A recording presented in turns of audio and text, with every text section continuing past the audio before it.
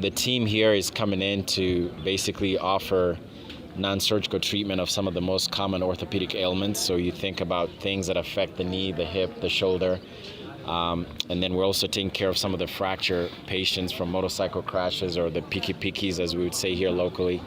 And then we're also doing elective joint replacement, so replacing people's knees and people's hips.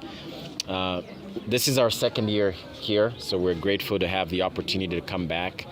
And we've just had a lot of support, and I can see the lines are long, and we're ready to work and help.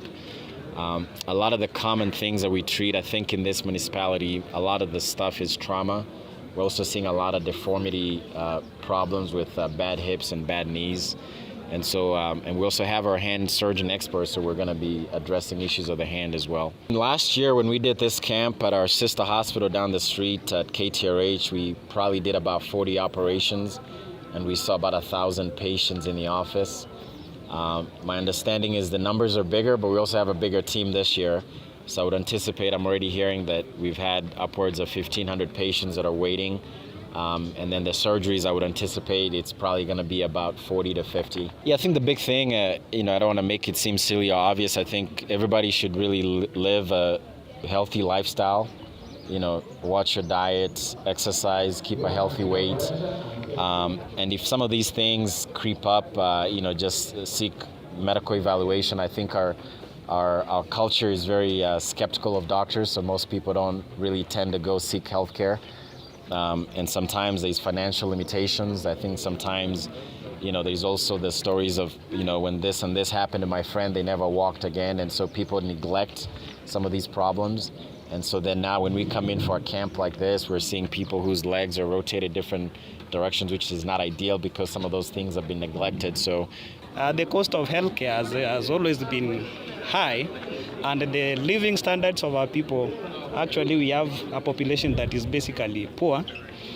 And some orthopedic cases, when you do them without such an arrangement as this one, they go to an extent of $500,000 and even beyond. So the people meeting those costs becomes very expensive. And that's why we are so happy to partner with some of our friends, international partners, those people of goodwill who are coming, essentially donating their skills, donating their time for the purpose of extending their love to the people and the community, so that we do this together. So instead of using a lot of money to see the consultants, to have the x-rays done and all that before you even get to theater, all those things have been sorted for you because of this kind of friendship. And then the second thing is that basically in Kisii, we have not had an establishment of a facility that takes care of bone issues, spine issues as such. Our people go very far to get these services. And so what we are trying to do through this kind of arrangement is that at some point we bring the services closer to the people through the medical camps. But our bigger dream as an institution is to have a center that will take care of these bone issues, spine issues within this region. And the Mairura Foundation actually has given us kind of a jump start.